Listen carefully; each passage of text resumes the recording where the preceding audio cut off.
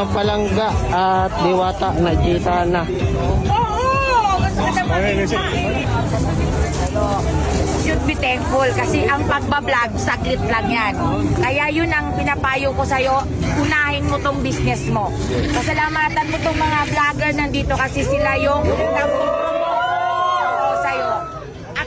Ako sa'yo, mag-concentrate ka dito sa negosyo mo, palakihin mo to. Kasi ang pagbablog, saglit lang. Pag nalaos ka, wala ka na. Pero pag itong parisan mo, na palaki mo, na ako sinasabi ko sa'yo, isa ka sa magiging milyonaryo dito sa Pilipinas.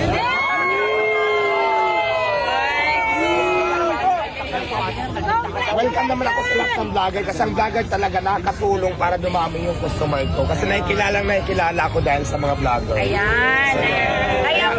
Kaya kahit sinong vlogger sa akin, maliit ka man o malaking vlogger, welcome ka po dito sa akin. Titikman ko lang yung para sa barangga, ha?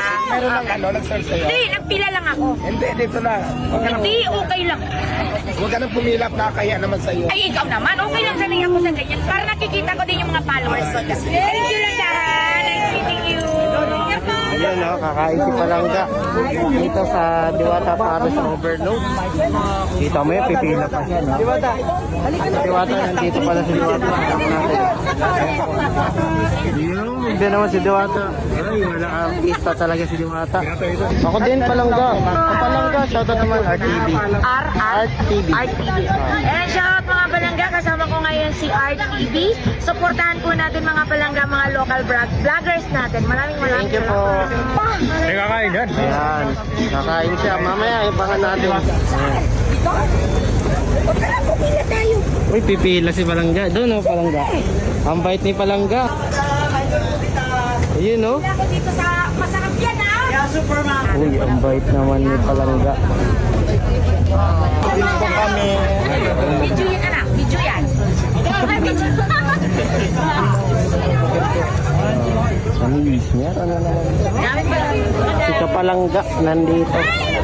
Kakain ng Parisan Overload. Kayo na picture na yung ano, Pepsi. Yes. Pagkuhan ako. Yeah. Ay, English pala dito. We should speak in English. Ako mag-vlog kasi kahit ano naman nakakain. Natapanglasan mo kasi. Thank you po.